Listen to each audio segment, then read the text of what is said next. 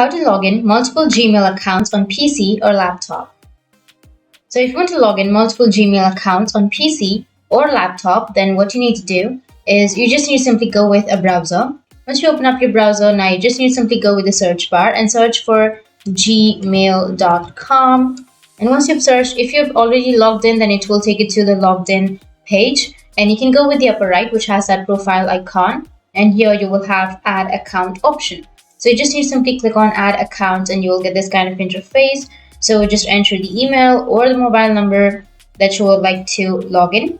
So enter the email. So I'll be choosing an email and then enter the password. After that, you just need to simply go with next and enter the password.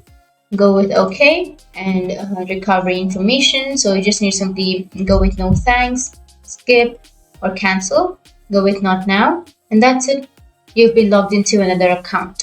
And if you want to log back into the account that you've already had, then you can simply go with sign out and again go with sign in, which is on the upper right.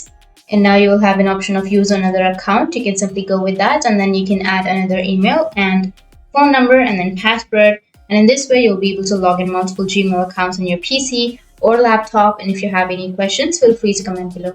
Thanks for watching.